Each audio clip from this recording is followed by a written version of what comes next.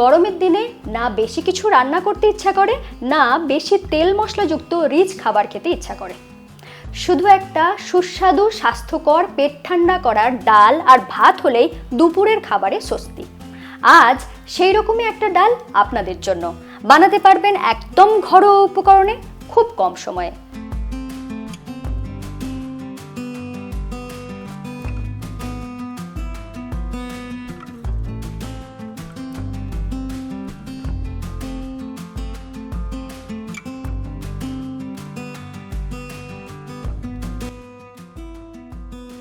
খুব সহজে রান্নাটা শিখে নিতে সঙ্গে রইলাম আমি ঋতুপর্ণা। আপনারা দেখছেন ঋতুর রান্নাঘর।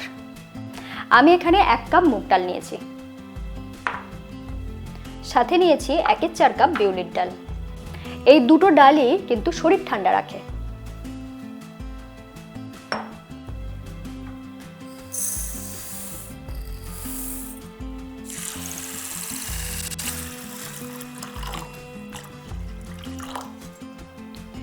দুটো ডালকে একসাথে বেশ ভালো করে ধুয়ে নিচ্ছি।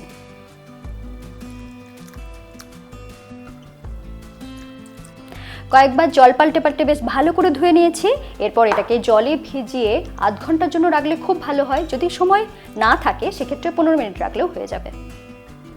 ডালটা আমি এমনভাবে বানাতে চাইছি যাতে ডাল আর ভাত হলেই কিন্তু পেট পুরো ভরে যাবে।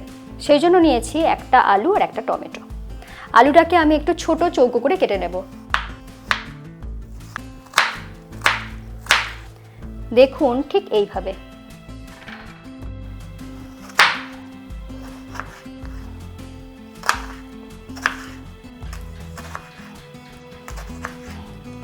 দেখুন টমেটোটাকেও আমি ছোট করে কেটে নিয়েছি। আর এখানে নিয়েছি 1/4 কাপ সয়াবিন।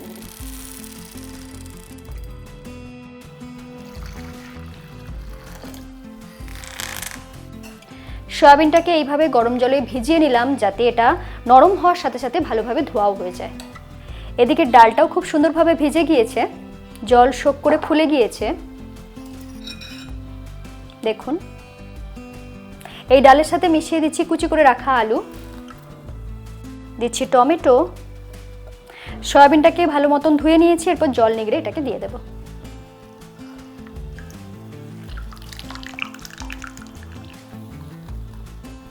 এরপর এখানে মিশিয়ে দেব কিছু মশলা।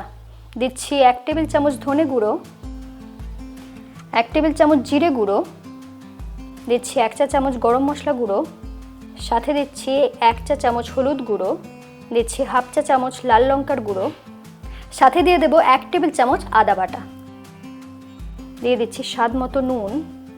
আর এখানে ব্যবহার করব গন্ধরাজ লেবুর রস।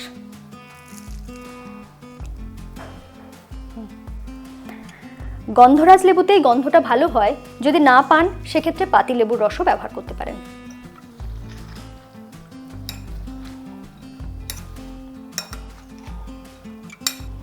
এরপরে পুরো জিনিসটাকে বেশ ভালো মতো মিশিয়ে নিচ্ছি।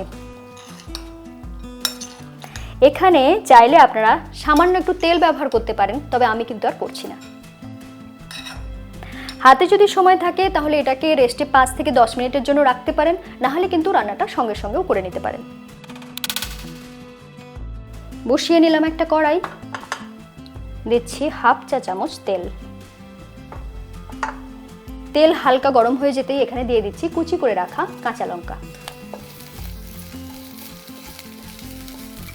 সাথে দিয়ে দিচ্ছি একটা তেজপাতা। হালকা নাড়াচাড়া করে নিয়েছি। কাঁচা লঙ্কা থেকে খুব সুন্দর গন্ধ বেরিয়ে গিয়েছে। এরপর দিয়ে দেব ডালের মিশ্রণ।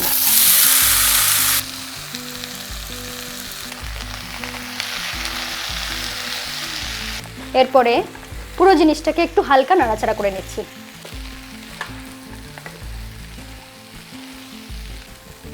এটাকে হালকা একটু ভাজা ভাজা করে নিয়েছি 1 থেকে 1.5 মিনিটের মতন। এরপর একটু ঢেকে দেব।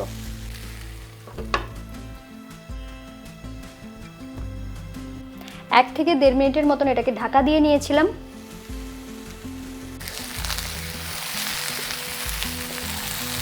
দেখুন পুরো জিনিসটা বেশ ভালো করে মজে গিয়েছে। এরপরে দিয়ে দেব জল।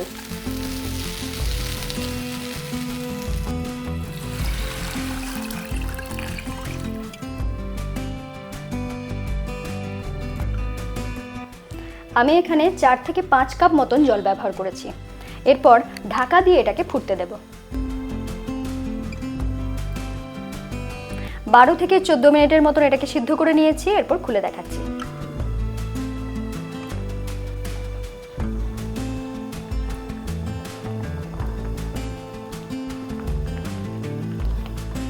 দেখুন ডালটা বেশ ভালোভাবেই সিদ্ধ হয়ে গিয়েছে। ডালটা কিন্তু এখানেই শেষ নয়, এটা গ্যাস অফ করে ঢাকা দিয়ে সাইড করে রেখে দেবো। এর মধ্যে করে নেবো একটা ইন্টারেস্টিং কাজ। বসিয়ে নিচ্ছি একটা প্যান, দিয়ে দিচ্ছি 1 টেবিল চামচ সরষের তেল,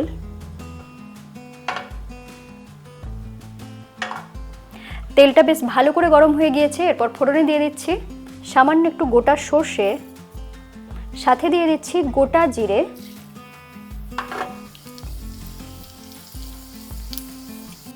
বেশ ভালো করে ফাটতে শুরু করেছে। ঠিক সেই সময় দিয়ে দিচ্ছি সামান্য একটু হিং, সাথে দিয়ে দেবো জুলিয়ান করে কাটা আদা, দিয়ে দিচ্ছি কাঁচা পাকা লঙ্কা, আর সব শেষে দিয়ে দেবো সামান্য একটু কারি পাতা, খুব সুন্দর ফ্লেভার হওয়ার জন্য।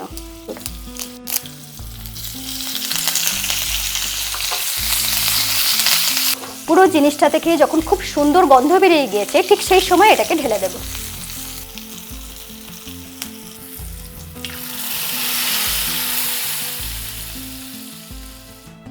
এরপরে সঙ্গে সঙ্গে এটাকে ঢেকে কিছুক্ষণের জন্য স্ট্যান্ডিং টাইমে রেখে দেব। এরপর একটু নাড়াচাড়া করে নিচ্ছি। এরপরে দিয়ে দিচ্ছি স্লাইস করে রাখা গন্ধরাজ লেবু,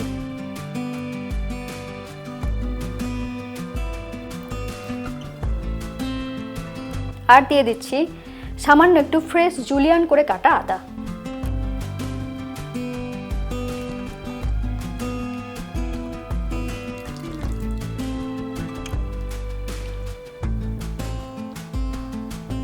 এই গরমে এরকম ডাল বানিয়ে খেয়ে দেখবেন, সত্যি মজা পাবেন। কেমন লাগলো লিখে জানাতে ভুলবেন না। ভালো লাগলে অবশ্যই লাইক করবেন, আর এরকম নতুন নতুন সুন্দর সুন্দর রেসিপি পেতে ঋতুর রান্নাঘরকে সাবস্ক্রাইব করতে ভুলবেন না। সকলে খুব ভালো থাকুন, আবার দেখা হচ্ছে এরকমই নতুন রেসিপির সাথে।